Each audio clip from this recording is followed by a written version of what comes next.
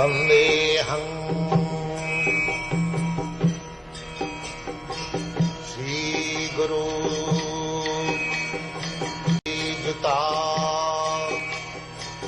Padakamalam Shri Gurum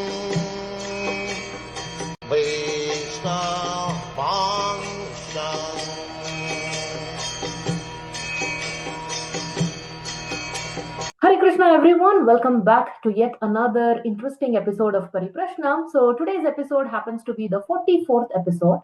So in the previous episode we had discussed chapter 12 of Canto 3 of Srimad Bhagavatam, where Lord Brahma had started he had started populating the universe. To begin with, he created ignorance, he was dissatisfied, and then he created the four Kumaras. And when he told them, please go ahead and populate the universe, they refused to do so. Instead, they just wanted to be the young boys, they wanted to remain brahmacharis. And so Brahma felt some anger, but he suppressed it. And from that suppression of anger emanated Rudra. And Rudra, although he created, that was not the intended creation, what Brahma wanted. It was more destructive in nature. So he told him to go into penance, and when it's time for destruction, he can come back. And then after that, Brahma created the 10 Prajapatis, and he goes on to create so many other things, prominent beings. Then finally, seeing that even the Prajapatis, they were quite deficient in the kind of creation that they were doing and what Brahma expected, towards the end of chapter 12, we saw that Brahma created one male form and one female form from his own body. So the male form was called Swayambhuva Manu, and the female form was called Shatarupa, and they both united, and from them they begot 5 children, 3 daughters and 2 sons. So that is where we had stopped, and that is where we are going to continue today. So this Vidura Maitreya Samvada is going to continue forward. So today our intention is to try and discuss chapters 13 and 14. So chapter 13, the title is The Appearance of Lord Varaha, and chapter 14 is titled Pregnancy of Diti in the Evening. So let's see how far we can go and how much we can discuss. So without further ado, let's go ahead and continue to inquire and learn from His Holiness Bhakti Padma Swami Maharaj. So Hare Krishna Maharaj, Dandavat Pranams, Jai Srila Prabhupada. Hare Krishna. So Maharaj, in this chapter 13, it's a nice continuation from the previous chapter. So I'd like to continue from the second verse. Vidura Uvacha Savai Swayambhuva Samrat Priyah Putra Swayambhuva Pratilabhya Priyam Patnim Kim Chakara Tato Mune. Vidura said, "O great sage, what did Swayambhuva, the dear son of Brahma, do after obtaining his very loving wife?" So Maharaj, when Vidura is inquiring, like what did Swayambhuva Manu do along with his wife Shatarupa, how is Vidura inquiring about Swayambhuva Manu different from us ordinary beings inquiring about our own relatives and friends? What did they do? What about their marriage? What about their children and things like that? How is it different? The first difference is Bhagavatam itself, because one of the subject matter of Bhagavatam is Manvantara. The 10 subject matters of Bhagavatam, one of the subject matter is Manvantara. Sargo Visargasya Sthanam Poshanam Utaya Manvantara Ishanukata Nirodho Mukti Ashraya. These are 10 subject matters. Okay. Of the 10, one is Manvantara, to know about the Manus. Manus are the rulers of this world, of the human mankind. And Krishna, he takes 14 Manvantara avatars, and along with each Manu. Manu himself is also a Manvantara avatar, because he is Shaktavish avatar, the category of Manvantara. So definitely, the Swayambhuva Manu, the first Manu, has to be discussed, number one. Okay. The second reason is Krishna appeared in Manu's dynasty, among all his children. Especially now, Kapila Devati Samvad is going to come. Devati is the daughter of Manu, and Krishna appeared in the womb of Devaki, Devayuti. So that shows anything connected to Krishna has to be discussed. They are all Tadiya Vastu. Okay. So one who is directly connected to Krishna, definitely is an important subject matter to be discussed. Mhm. And their family life is no family life because in their family, Krishna appears. Mhm. So that is Krishnera Sansar. It is not Manu Sansar, it is Krishna Sansar. So that is why the inquiry about the family life of Manu Mhm. is actually inquiry about Krishna himself. Okay, wonderful.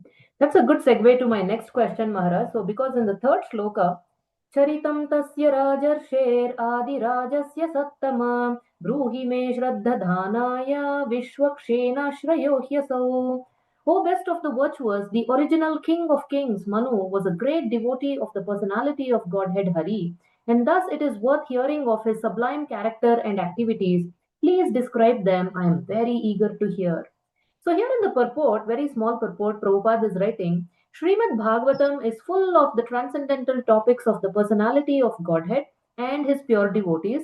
In the absolute world, there is no difference in quality between the Supreme Lord and his pure devotee. Therefore, hearing the topics of the Lord and hearing of the character and activities of the pure devotee have the same result, namely the development of devotional service.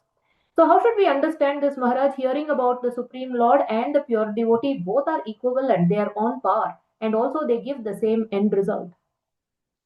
It is not just they are both are equivalent, both are non-different actually. Mhm. The word equivalent has been used, but actually should be understood in the context of non-different.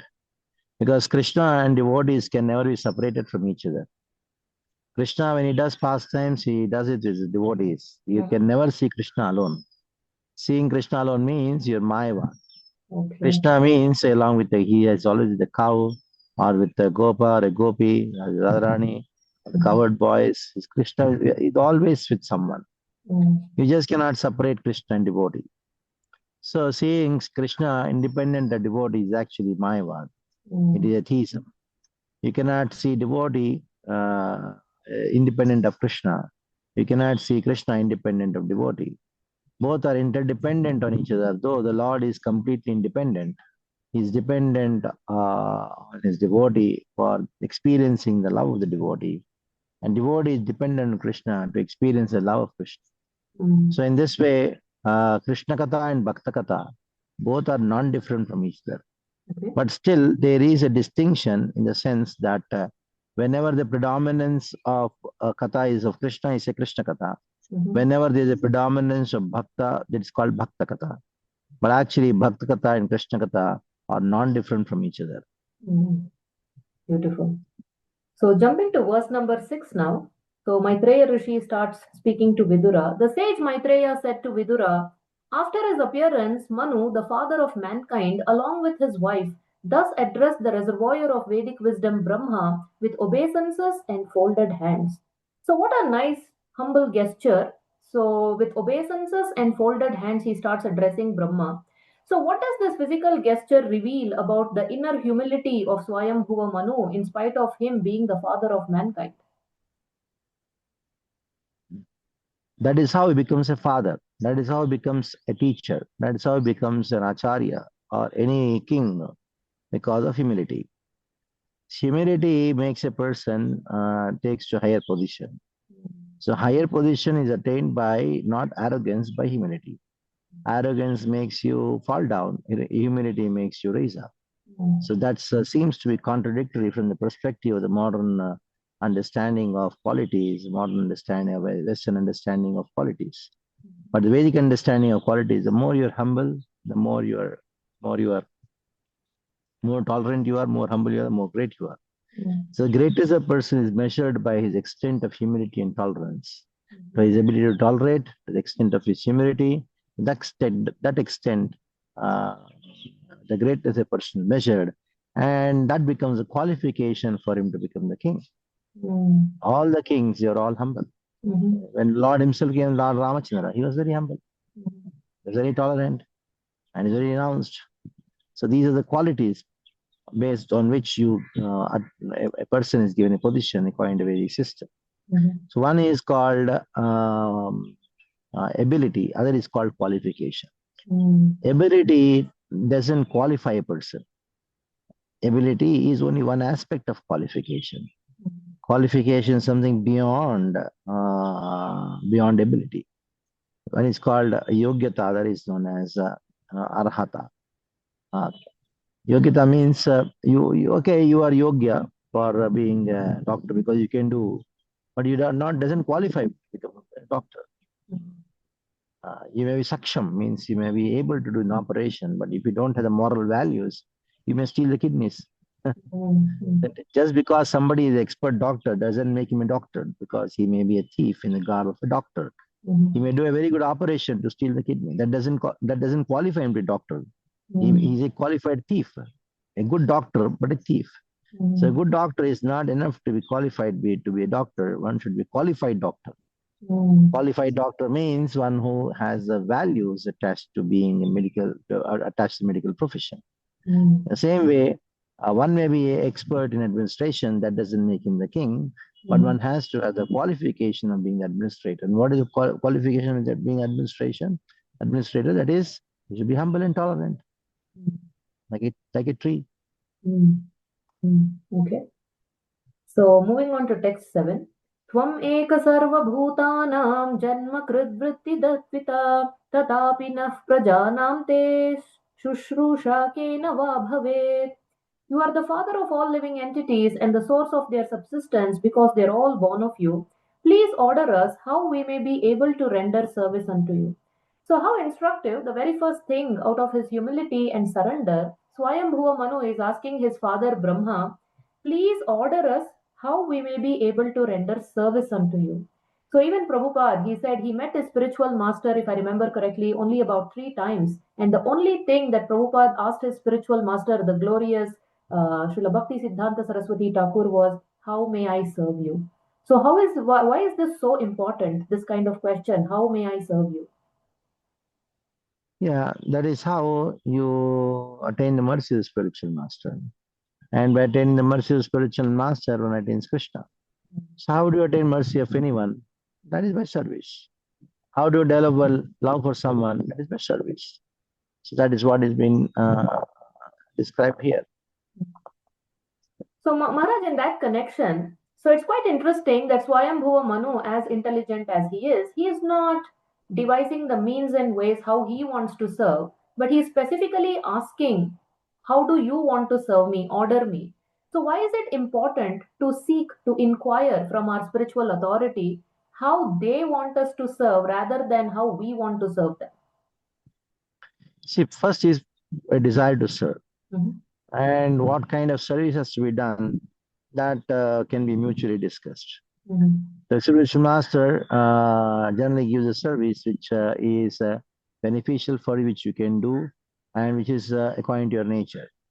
At the same time, the disciple can have a desire to serve spiritual master in a unique way.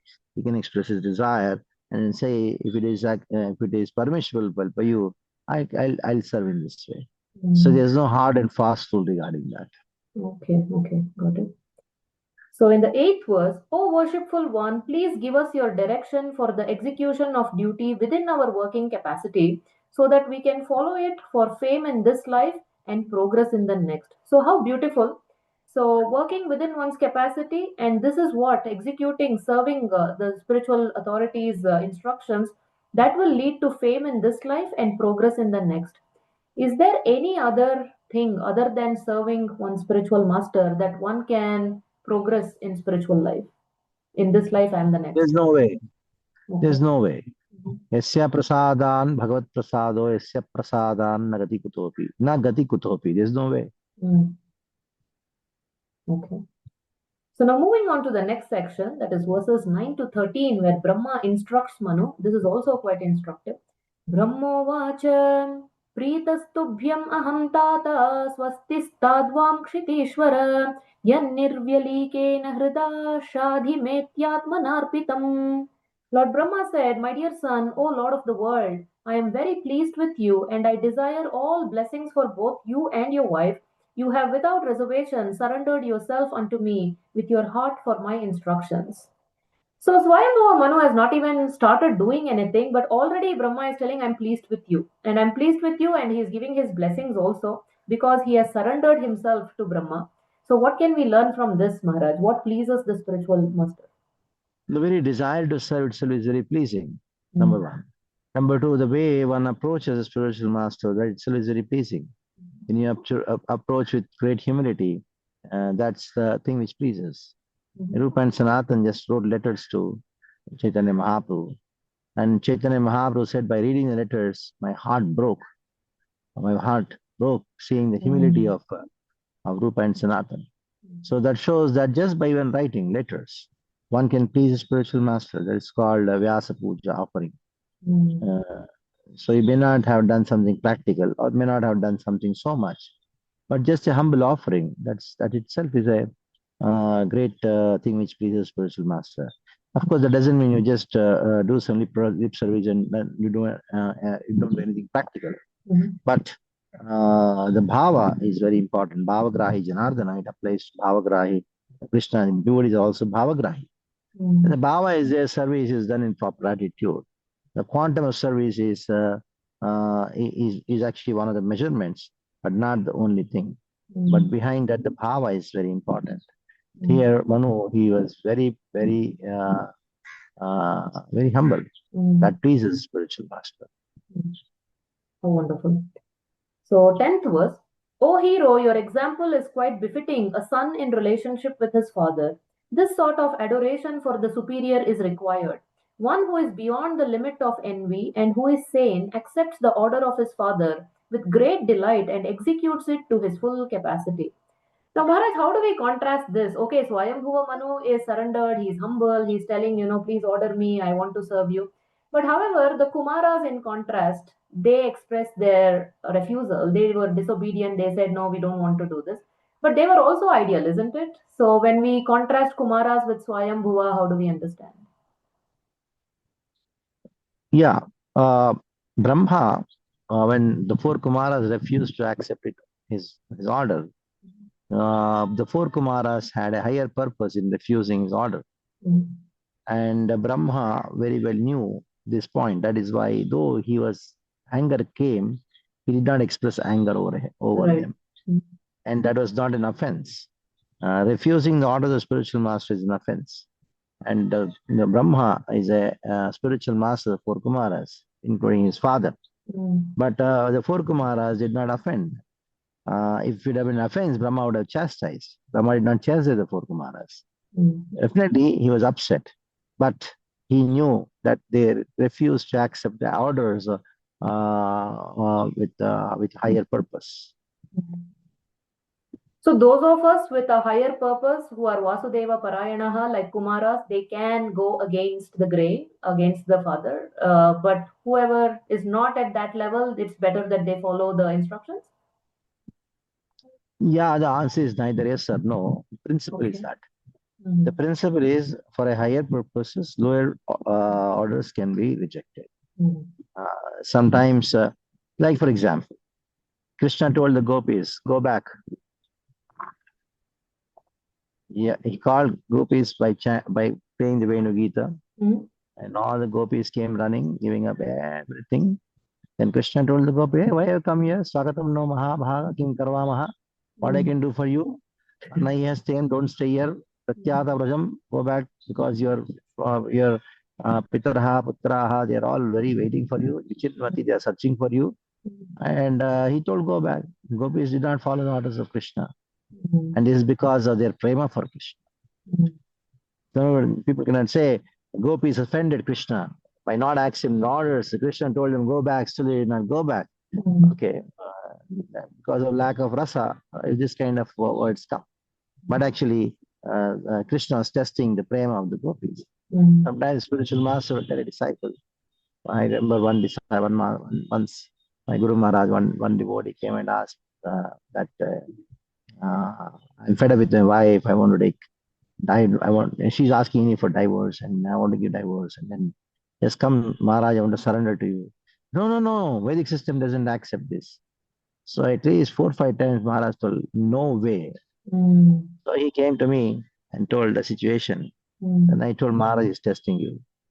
So he would be happy that if you join full time, anyhow, you have done all your best to get your wife back to your house. And then you were willing to compromise with so many things. But she's adamant. And she is she who filed the divorce.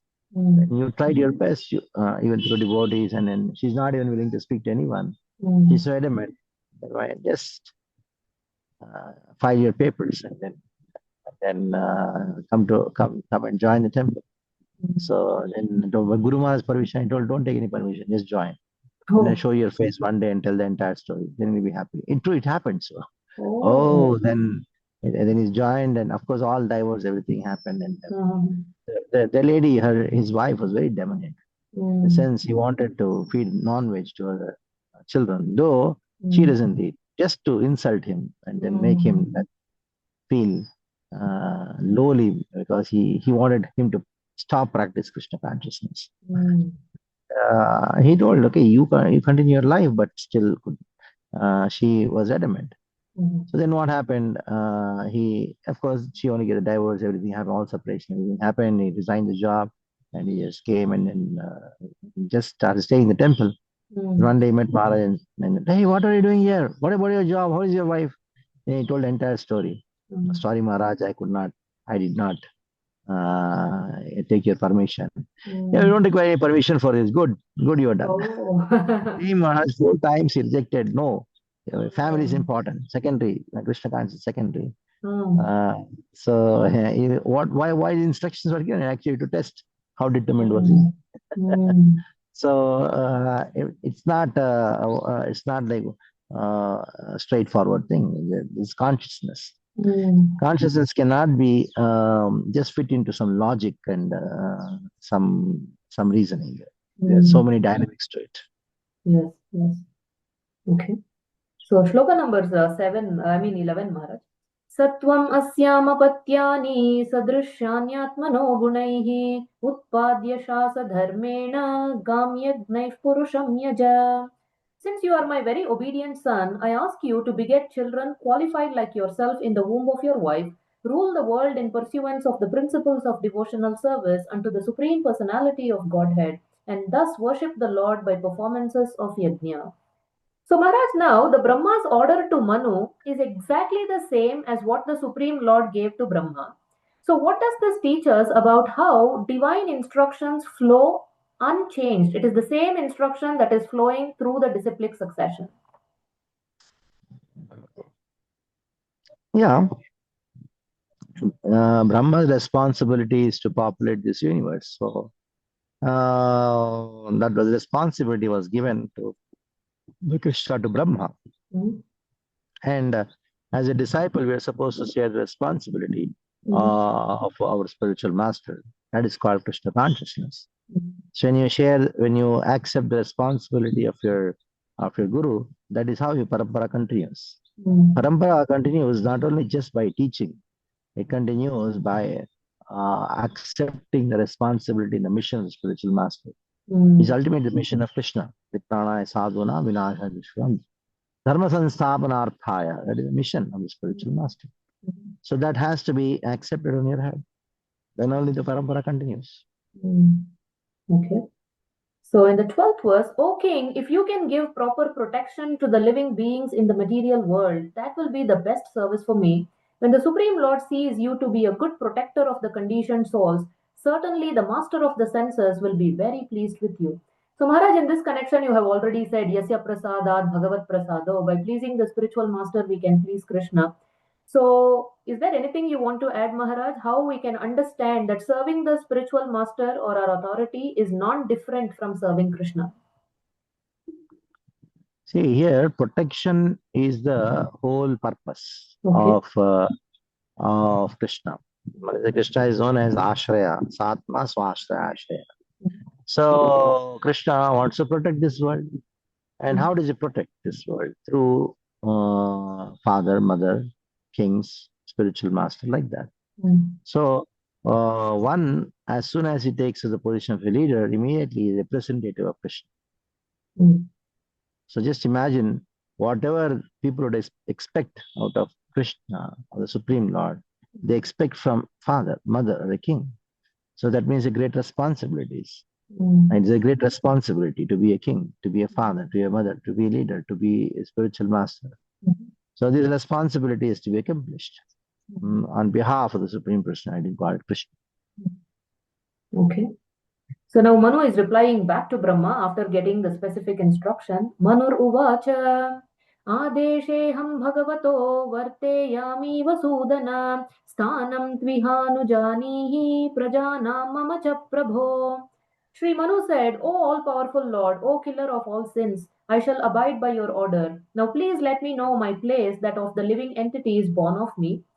So Maharaj, what is the place of having a sense of urgency in executing the orders of the spiritual master? Here, Manu is not delaying, he is not deliberating on it. He is right away getting to action. He's telling, okay, let me know where should I go, which place should I go populate. And then immediately also, he sees that the earth where he is supposed to rule and populate, that has been submerged in the great water, the Garbhodaka ocean. So now he's saying, because it is the dwelling place for all the living entities, and he is telling, please uplift, please attempt to lift the earth which is merged in the great water, because it is the dwelling place for all the living entities. It can be done by your endeavor and by the mercy of the Lord. So, two questions, Maharaj. One is a sense of urgency, that Tivrena Bhakti Yogena, with intensity and urgency executing the order of the spiritual master. And the second is knowing one's own limitations. So, when Swayambhuva Manu saw that earth was submerged in the Garbhodaka ocean, he did not attempt to lift it himself, but rather he is requesting Brahma, saying that you do it by your endeavor and by the mercy of the Lord. So, if you can please elaborate on these two aspects. There's nothing much detailed description about why he did like that. But Manu is an action man, king. Kshatriya means what? Kshatriya means one who is into action. He doesn't wait for things. Once the order is given, then he's into action. That's called Kshatriya. So he wanted to execute what Brahma has told him. But what has happened when he saw that earth was not there, then he asked Brahma, please restore the earth, because that is not within the purview of his responsibility. Okay. So there's something called you had to look into your own plate. So that's called management. You have a particular responsibility, and it's somebody else's responsibility that should be accomplished by that particular person, because he's qualified for that. He's not, and you're not qualified for that. That's the difference. Is that the same thing, Maharaj? Now, in the next section that we see, even Brahma, although he's thinking, how am I going to uplift the earth? And then there is this Varaha Rupa, Varaha form of the Lord who comes out of the nostril. So again, Brahma also, when he is meditating, what prompts the Supreme Lord himself to incarnate? What prompts the Supreme Lord himself to incarnate? Actually, already it is designed that he's going to incarnate. The scriptures always talk about this thing. Krishna also told, Dharma Sansthapanarthaya, Paritranaya Sadhuna Vinashaya Iskatam. Dharma Sansthapanarthaya. This is the basic principle for which Lord incarnates. So now, Hiranyaksha has to be killed. How will kill him? The earth has to be put into proper position. So two pastimes for which two avatars are described in one pastime. So that is the uniqueness of this particular section.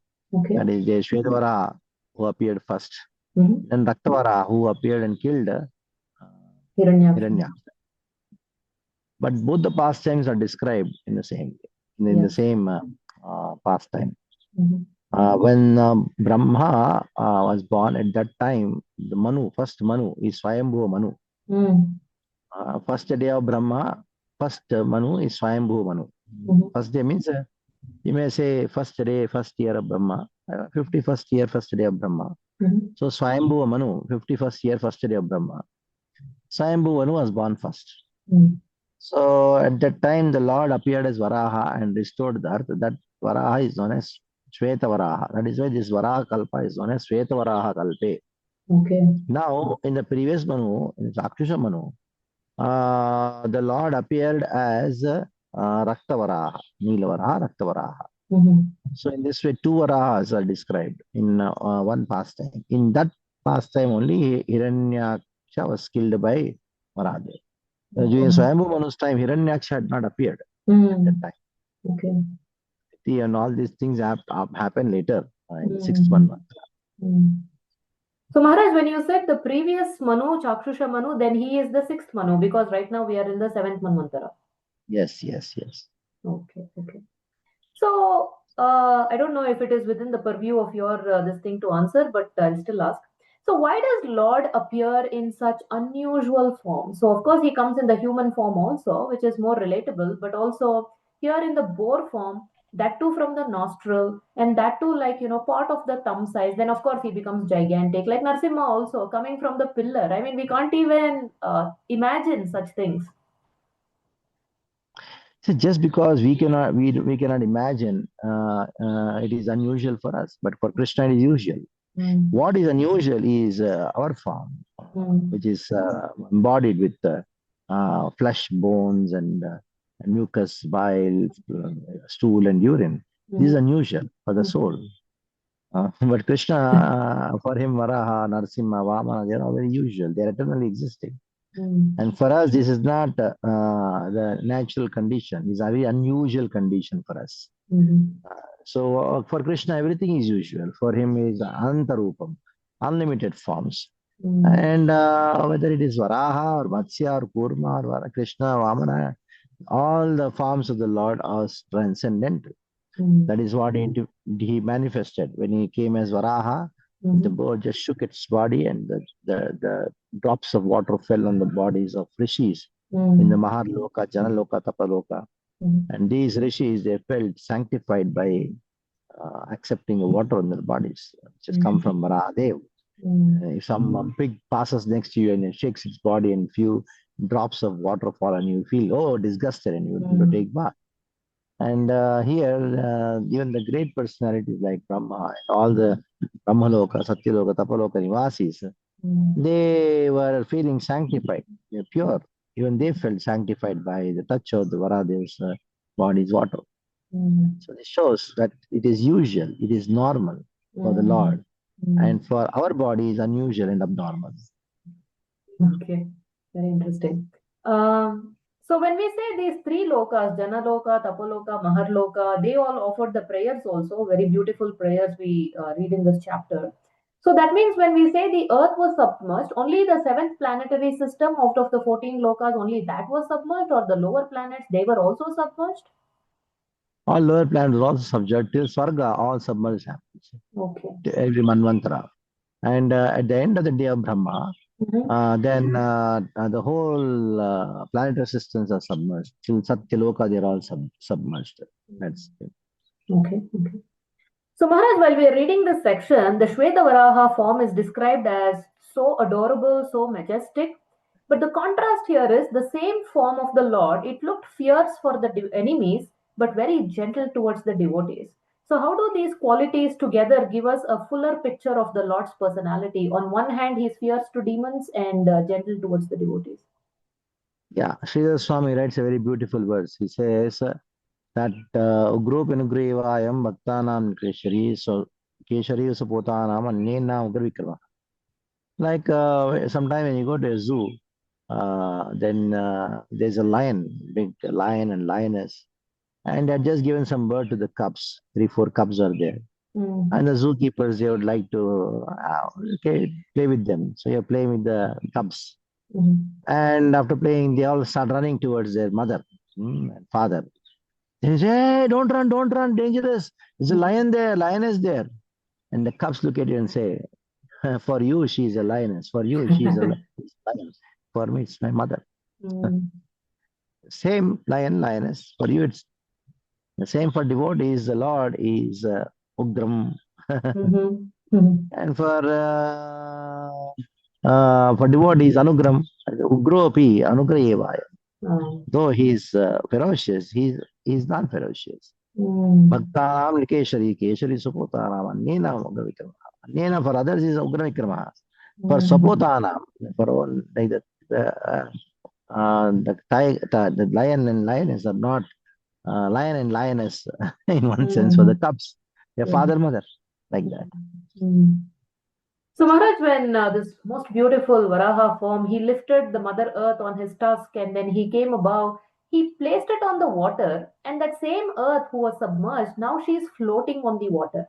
So when anything heavy, we know that we put it in the water, it's going to drown. But here, Mother Earth is floating on the water. And similarly, we see there are so many planets that Krishna is maintaining them. They're all revolving in their own orbits, and they've transcended the law of gravity. They don't fall down.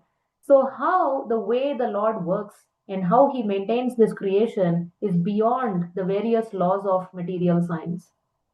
It is because of Adhara Shakti. There's something very interesting, something called Adhara Shakti, Adhar Shakti Namaha. So this Adhara Shakti is actually the real gravitation theory. Okay. It is a Shakti, the potency of the Lord. And even the modern science is also having doubts about this gravitation theory. Of course, there are certain calculations which are done by the gravitation theory, but at certain levels, the whole theory is a failure. It's just an adjustment by which you can do some calculations. But there's something beyond it. So it's Adhara Shakti. That is the potency of the Lord which makes things float, makes things hold. Okay. And the scientists also accept there's only one fixed thing in this world, that is pole star. And we know the pole star is Dhruva, right? The spiritual world. And everything is moving. And everything is moving, it doesn't have Adhara. If there's moving, that means they have to have some other thing as Adhara. It's all deeper science of relativity and all. Okay. But just for a small understanding, anything which is moving, it should have something which is fixed by which it is moving.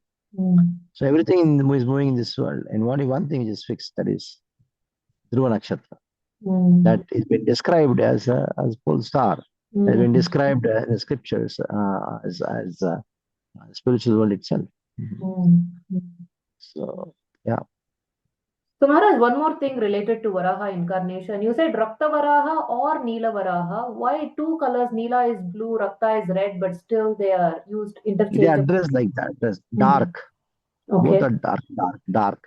One is white, other is dark. Lord Ramachandra is also like that, bluish green. Okay. The same way here also. Neela Varaha, Rakta Varaha, bluish red color. Okay. So I encourage all the viewers to kindly go through the prayer section. So in the interest of time, we are going to skip. We are not taking a deep dive into that. So that is shlokas 34 to 45, prayers by the sages, Rushaya Uchuhu. So now coming to the last section, Maharaj, there is a Falashruti that Maitreya Muni is giving here in the 46th verse.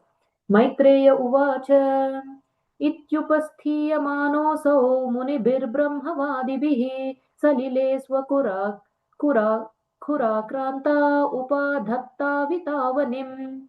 The sage Maitreya said, the Lord being thus worshipped by all the great sages and transcendentalists touched the earth with his hooves and placed it on the water.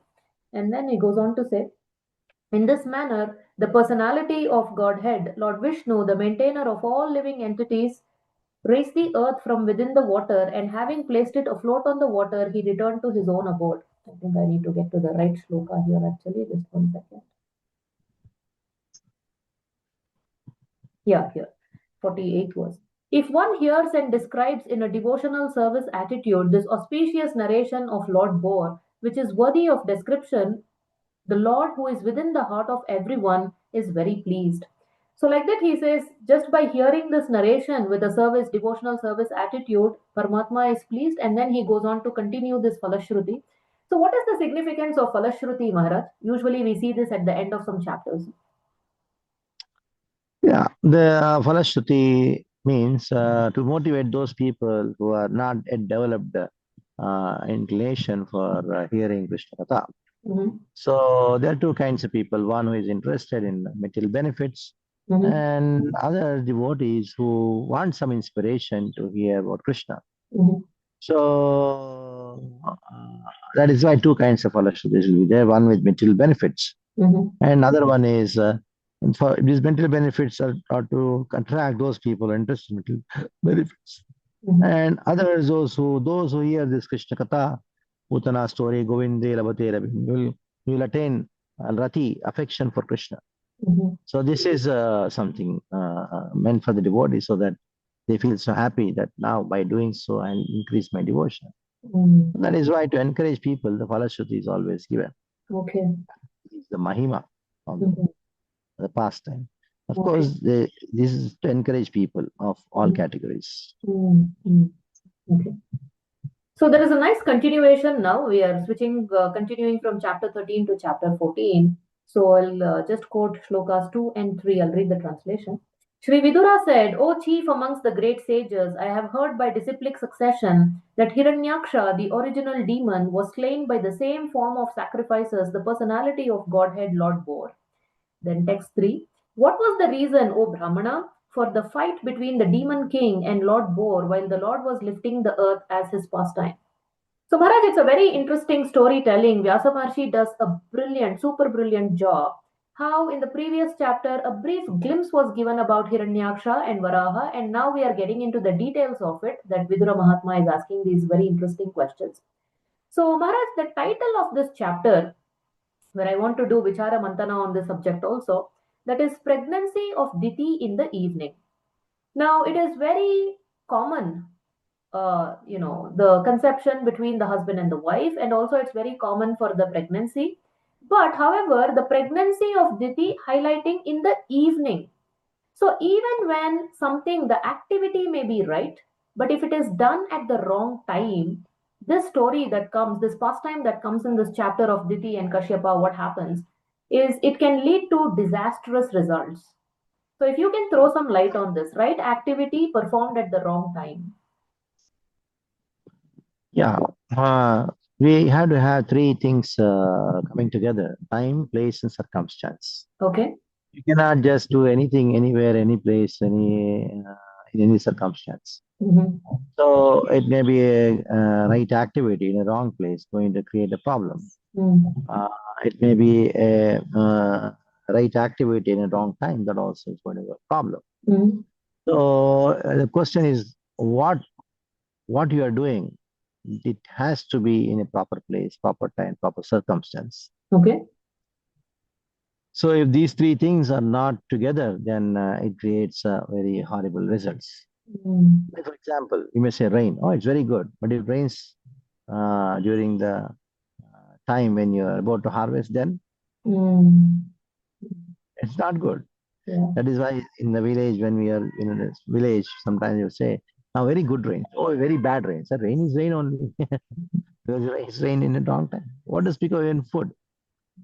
If you eat chana in the evening, then you'll have gas problems. People will be Mm. suffering because of you. Mm. And if you eat chana in the morning, that's good because chana is sold in the evening. Mm. So even eating, it requires proper time. What to eat Mm. when, that is more important. You cannot eat anything everywhere. Mm. And what to eat, what to drink after what. For example, you drink water and drink milk, very good. But Mm. if you drink milk and then after drinking milk, you need to take a glass of water, you become gas. In Mm. spite of the milk being the Desi cow milk, very wonderful, everything is fine.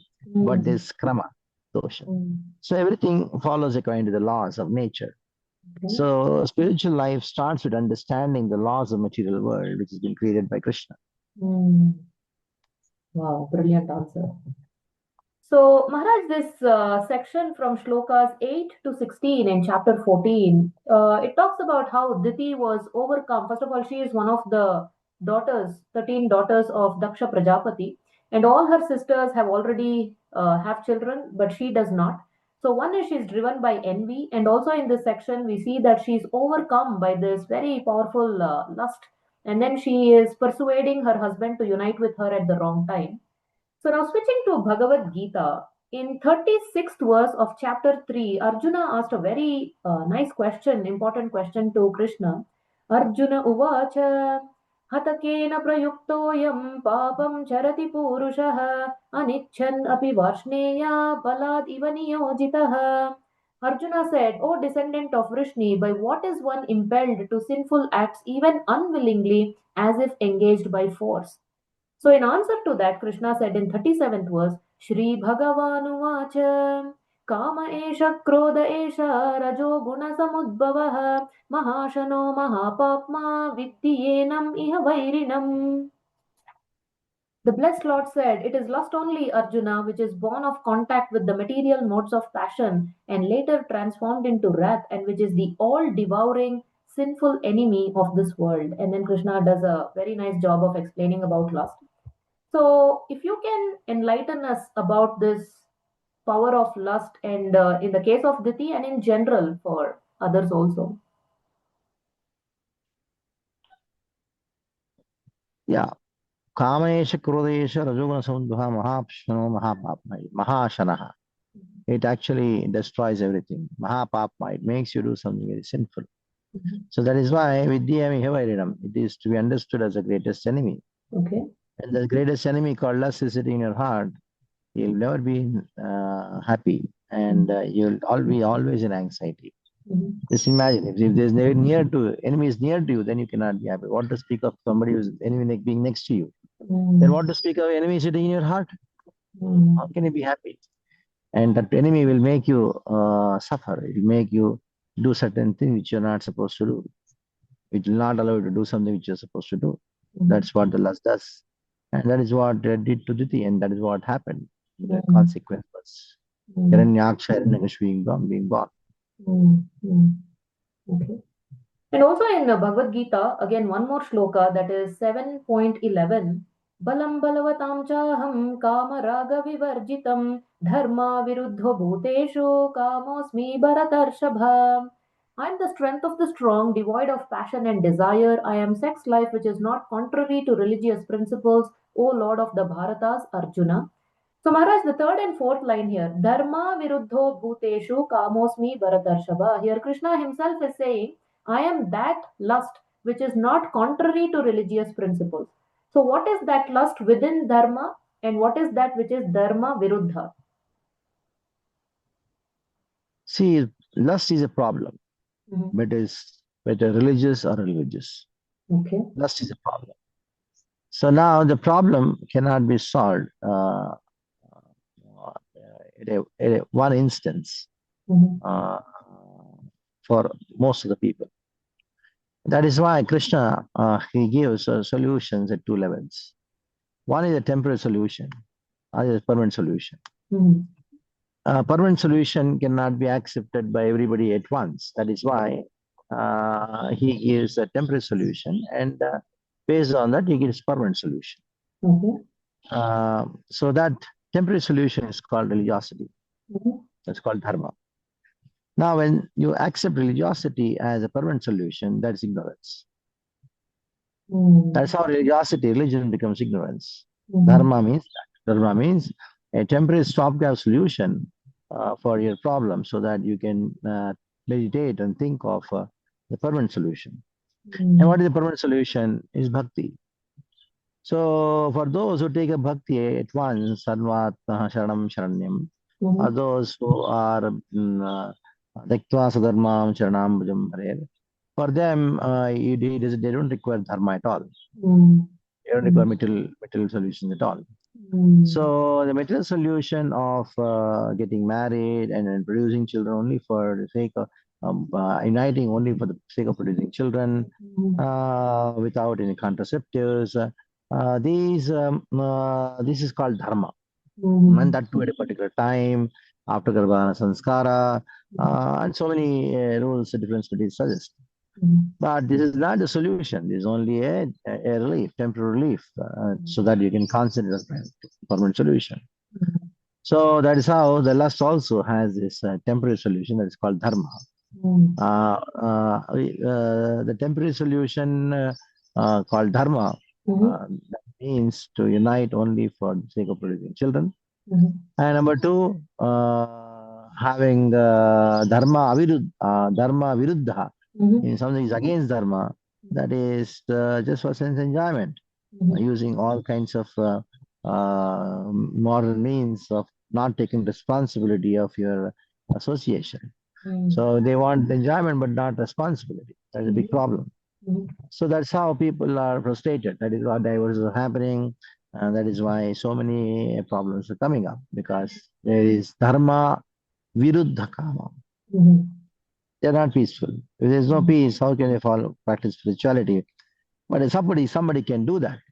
There's exception. But the rule is you practice dharma, that is, and then overcome the lust by the ultimate solution by developing love for Krishna. Wow, very profound, Maharaj. Thank you so much for sharing that. And I'm just going to jump to the 39th verse purport. I'll come back to the other sections. So I'll just read the translation of 39th verse. So here Kashyapa is talking to Diti. O haughty one, you will have two contemptuous sons born of your condemned womb. Unlucky woman, they will cause constant lamentation to all the three worlds. So I'll just focus on purport that Prabhupada is writing. Contemptuous sons are born of the condemned womb of their mother. In Bhagavad Gita 1.40, it is said, I'll just read the Sanskrit and come back. अधर्माभिभवात् Krishna प्रदुष्यन्ति कुलस्त्रियः स्त्रीषु दुष्टासु वर्ष्णेया जायते वर्णसङ्करः. When irreligion is prominent in the family, O Krishna, the women of the family become corrupt, and from the degradation of womanhood, O descendant of Vrishni, comes unwanted progeny. So I'll continue here. When there is deliberate negligence of the regulative principles of religious life, the women as a class become polluted, and as a result, there are unwanted children. This is especially true for boys. If the mother is not good, there cannot be good sons. The learned Kashyapa could foresee the character of the sons who would be born of the condemned womb of Diti. The womb was condemned because of the mothers being too sexually inclined and thus transgressing all the laws and injunctions of the scriptures. In a society where such women are predominant, one should not expect good children. So, Maharaj, unfortunately, today this is the situation. So, in the name of feminism, the pseudo feminism, so many things are happening, and other things also, other causes also. So, last episode, Pariprashna Brahmastra also, when I asked you an hypothetical question, if you were to create your own universe, would you create cooks or preachers or kirtaniyas? You chose your own option and you said mothers. So here also Prabhupada is highlighting about how important it is for the quality of the population to have good mothers. So if you can throw some light on this Varna Sankara and Pradushyanti Kulastriyaha. See, that is what the demonic philosophy is. If you want to destroy a country, just make the woman independent. So when you make the woman independent by different ways and means, then what she feels is that now I'm independent and I can do anything. And naturally, she just cannot be independent. She requires a protector. So then what happens? Then the demon will come and say, I'll protect you. Take my shelter. So the whole feminism is actually a game plan by the lusty people who want to cheat women, who want to exploit women. So that women are not able to understand this game plan. That's a big problem. And now the whole world is trying to degrade the Sanatan Dharma, especially in the minds from the perspective of women, saying that just see in Sanatan Dharma, the women are not given freedom. And they quote a verse written by Manu, which only quote only one line. Strishu Swatantram Narhati. So that means Stri or women are not given independence. So that is how they translate us. But they don't quote the entire verse. I'm just speaking about my own experience. I was once in Kerala, Kasaragod.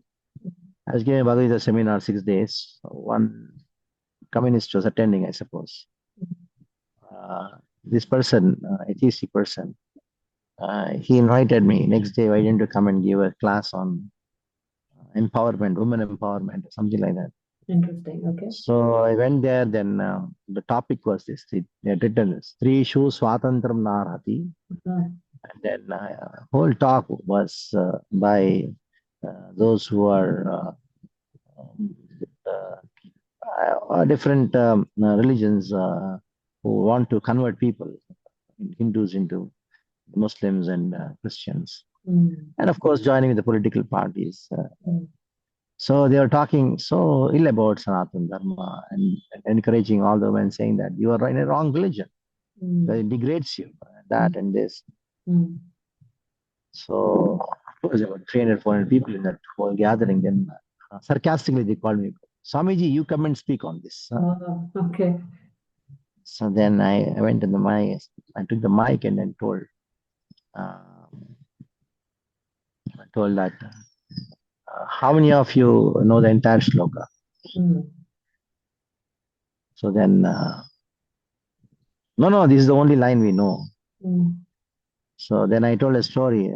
One person was going to mosque every day. Then one day it so happened that he died. His son was not going to the mosque. The mullah came and asked the son, why are you not coming? Your father was coming every day. They told, no, the Quran says that you should not go to the mosque. The mullah was shocked. Where is that? He showed, just see this line. It says you should not go to the mosque. Of course, they read the ulta, isn't it? They don't go forward like they go. Say he took the next page. Next page means the previous page. So it was written there, without washing your hands and legs. So then they are really captivated. Daddy is captivated. They say you have to see the words in the context, not just take one line and then there is something behind the line, but something after the line. So you should be very careful in understanding the scriptures. So then they want to make fun of Manu. That's the main thing. So I read the entire verse and showed them. This verse says, Balyad rakshati, pita rakshati kaumare, pati rakshati yavane, and putra rakshati vardhakye, sritu swatantra narati. Then I asked the question, how many of you want to protect your daughters? Feel that your daughters should be protected. Who has a responsibility of protecting the daughters? Yeah. That is what one was saying. So a girl, small little girl, should not be allowed to protect herself. She should be protected. And now second line says, how many of you would like to protect your wife if she's in trouble? We want to protect her. Yes, that's what he's saying. A wife should be protected by the husband. So do you want your mother to be protected? Do you want your old mother to go and work as a coolie or someplace and then earn her living, earn her livelihood? No. I'll work hard and then protect my mother. So the subject matter of the verse is what? Protection. Now the word rakshati has been used. So the fourth line, Strishu Swatantram Nahati means that she should not be let alone independently to protect herself. Wow. So it has to be understood in the context. So I was speaking this thing because it's very important information for everybody to know, because they have used this line to convert millions out of Sanatana Dharma, to make people understand that Manu is a demon. Manu is a demonic scriptures, and it's a political agenda too, not only just religious conversion agenda. So this is what it is. The Vedic literature talks of protecting women. And on the name of liberation, women's liberation, they are trying to make the woman independent so that they can exploitation. So the modern civilization, they are always into exploitation. The Women's Liberation Organization and everything, they are all just into exploiting women. They're big businessmen, Hollywood people. They just want to come make sure that young girls are out on the road so that they can use them as prostitutes in the cinema. And that comes out in different ways. It's horrible. Amazing, Maharaj. I need to applaud you for this brilliant explanation. Amazing it is. Very, very nice. So, Maharaj, we also see that Diti is not only overcome by the power of lust, but also she's envious. She's comparing herself to her co-wives and like they have children, I don't, and this and that. And also in Mahabharata, we see Gandhari when she gets to know that Kunti has already given birth, and she also hits her womb, and then this whole lump of mass, the flesh comes out and breaks into 100 pieces and all that. So how does not only the time but the consciousness of the couple who are conceiving affect the kind of soul that's going to come as their child? Yeah, because ultimately everything is consciousness. What to speak of uniting and producing children? Mhm. Even food. If somebody offers you food, Mhm. maybe it's very tasty, a big feast, but if it is not offered with love, you offered, hey, eat, then you will eat or what? No. You don't feel like eating. So you will. So in the same way, what matters is bhava behind it, consciousness behind it. Mhm. So Krishna also accepts consciousness. So in the same way, when two man and woman are uniting, husband and wife, Mhm. their consciousness matters a lot Mhm. because depending on their consciousness, they get a particular kind, they invite a particular soul Mhm. into their life as a son or a daughter. Mhm. Yeah. Okay. Okay. So Maharaj, now how Kashyapa Muni handles this? Of course, he later tells her that this needs to be, I will satisfy you, but this needs to be postponed. He gives a very description of his own brother Shiva, how he will be moving around at this time, and so many things he does say. But however, before that, there is a whole section where he is glorifying her. So why would he glorify her and then pacify her? See, that is the way. Sama, Dana, Beda, Danda. Mhm. You use four ways, methods of teaching, Okay. convincing person. Sama, street words. Dana, then by giving some, you do this thing, I'll give you this thing. Better you study nicely, then I'll give you a bicycle for you. Mhm. Veda just see if you work hard, if you don't work hard, if you don't study, then you will see that your friends are studying and getting good marks, and they'll be in a good job, and you'll be working, you'll be beggar on the road. So Veda, Mhm. this distinction, and Danda, don't head hard, one, study, don't Mhm. know more talking. So all the four methodologies are to be used in diplomacy and in art of teaching. Mhm. So, with no disrespect to Kashyapa Muni, why does he eventually give in to this persuasion of? Of course, initially he is restraining himself. He does exhibit self-control, but eventually he does give in to this this thing. Why does he do that? As a man, he should have exercised Yeah, restraint. that's the reason. The responsibilities that of a man. Mm. That is why the scriptures always address to men. Mm. Mm. You be sense control. Mm. So if there is some problem in the house, it is a responsibility of the man to take Mm. care. When he's attached, then he becomes weak. So Mm. that is why detachment is for men, attachment is for women. Mm. Men progress by their detachment. Women progress by their attachment to a husband, a man who is spiritually advanced and materially detached. Mm. So detachment is not recommended for women. Detachment is recommended for men. Mm. So the most of the scriptures they address men, not actually women. Mm. So, where is the society going wrong in creating responsible men? Do we again go back to the Yes. mothers? Yes. Mothers who send their children to their to Gurukul, or they become the guru by training them nicely. Mm-hmm. The whole system. The problem is the whole system. Mm-hmm. That is why we require Gurukuls. Mm-hmm. When you are a Gurukul, where you have Vanaprastha who has led his life very nicely, Mm-hmm. and who was a Guru Mata who is also very motherly, then they take care of the boys. Gurukul is for the boys, not for the girls. Mm-hmm. And then these boys, when they grew up with such a good sense control of getting up early in the morning, they become good husbands. Mm-hmm. So then they are detached. They are detached grihasthas. Mm-hmm. They produce good children. So in this way, you develop the society by increasing the grade of of, uh, of Vamsha. Mm-hmm. So, Maharaj, my next question is just an offshoot of what you just said. It's not from this chapter. You said Gurukul is for boys, not for girls. So, where will girls get education? With their mother, because Mm-hmm. mothers are so educated. Mm-hmm. So for them, the guru is mother itself. and then they mother teaches them. Of course, like, they go to the school, but staying in the Gurukul is not their cup of tea, because they require their emotional needs are 1,000 times more than the boys.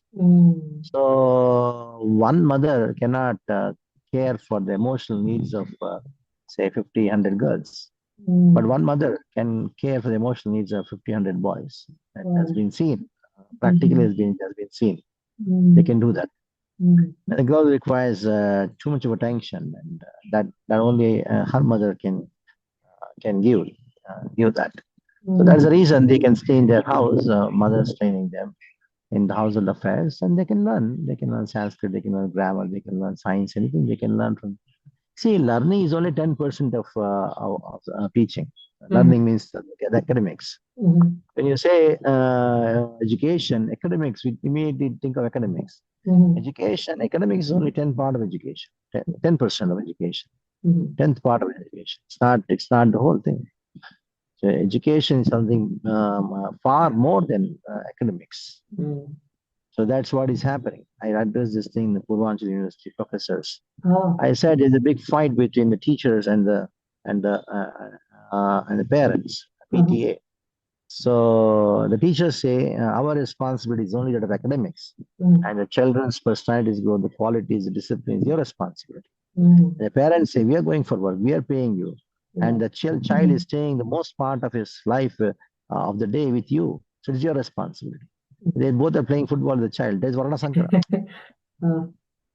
Nobody wants to take the responsibility of the child's indiscipline, misbehavior,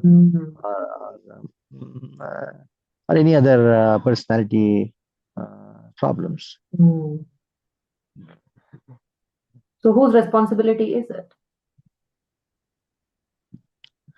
Ultimately, it is the responsibility of the father and mother, because they have opted to send their child to a slaughterhouse. And of course, collective responsibility is that we don't have a Gurukul where we can do that. It's collective responsibility. Yeah. So Maharaj, one more question related to Kashyapa here. So in this instance, yes, he did give in, although he was initially restrained.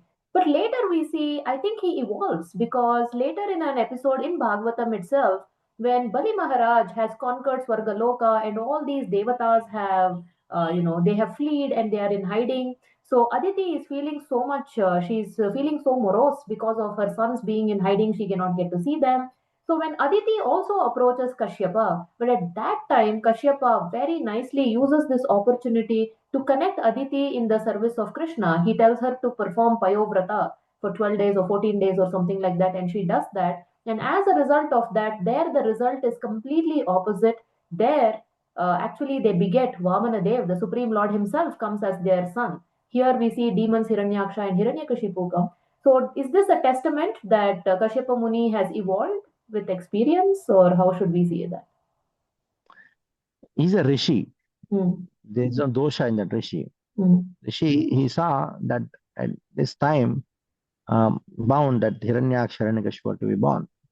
So we cannot say rishi, though seeing dosha in the rishi is an offense. So as a pastime, it happened to teach the people that this is what is going to happen. Even a big rishi, if you died in the wrong time, you will have horrible consequences. So Prakriti doesn't spare anyone, even though you're a big rishi. So that is what he's teaching to the entire world. Okay. Yeah, Kardama and Devi, they begot Kapila.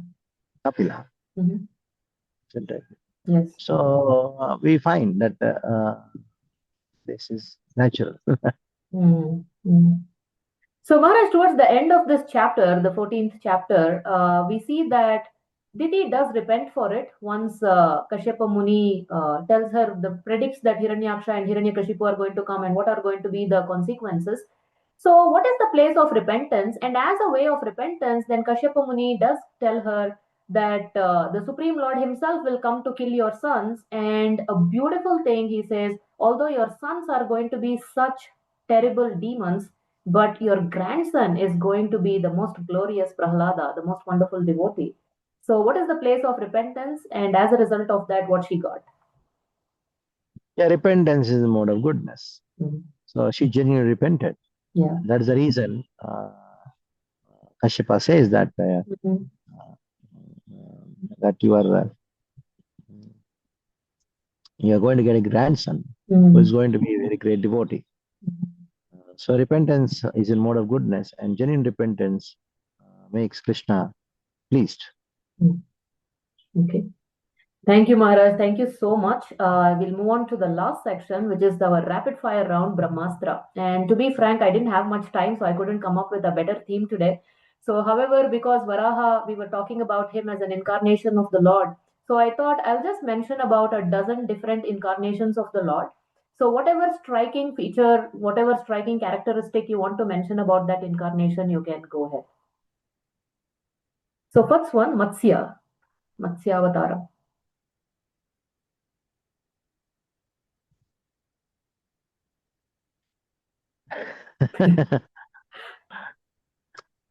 Education, protecting the Vedas. Okay. Kurma. Make us study. Study. Kurma is for Oh, study. okay. Got it. Yeah. Varaha Avatara. Sorry, Maharaj, I think you were saying something. You please finish it. Yeah, nothing. So, Varaha, Uh-huh. transcendental. Okay. Narasimha. Very beautiful. Okay. Vamana. Cheater. Greatest teacher. Transcendental cheater. Chalayasi Vikramane. Okay. Parashurama. Parashurama. Yeah, we require few Parashurams now. Okay. Ramachandra. He has to reincarnate now. Okay. Buddha.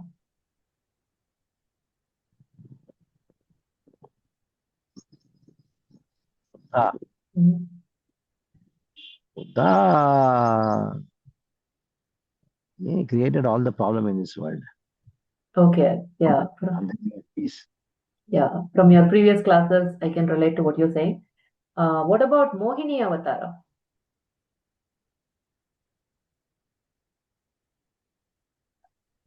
Don't get carried away by beauty and believe anyone.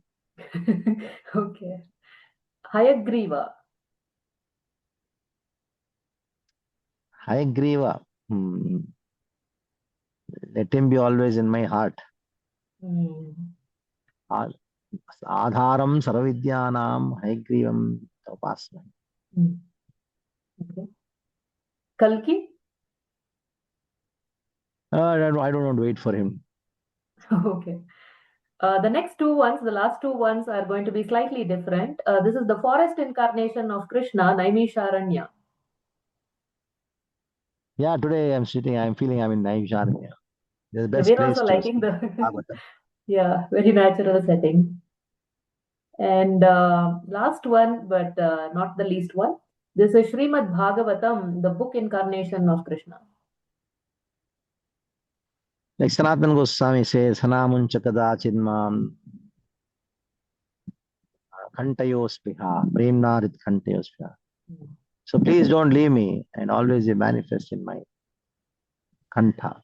Premnarit kantayospriha. My heart and throat always be manifest. Jai. Thank you, Maharaj. May Srimad Bhagavatam stay in your throat and may it keep entering our ears week after week and more frequently also. So thank you, Maharaj. Such an enriching, profound, and meaningful discussion. I'm definitely going to rewatch it again so I can absorb more and take good notes. So very, very indebted to you, Maharaj. So grateful. Thank you so much. So Hare Krishna, dear devotees, there you go. So this was our discussion on chapters 13 and 14 of Canto 3 of Srimad Bhagavatam on the appearance of Lord Varaha and the pregnancy of Diti in the evening. But don't go anywhere because this creation is going to continue. Not only the creation, today we talked about Hiranyaksha, but who is this Hiranyaksha and his demoniac brother Hiranyakashipu? Who were they previously? So it is going to get more fascinating as we go forward. So you definitely don't want to miss. Please come back. And Maharaj hinted at his recent talk that he gave in Purvanchal University. So I will leave the link for that very, very good talk that he gave to the faculty there. So I will leave the link for that in the description. Kindly check that out. It's only about an hour, but it's really worth watching. So we will catch you next week. Until then, as always, please take care and stay inquisitive and stay Krishna conscious. Hare Krishna. Hare Krishna, Maharaj. Hare Krishna.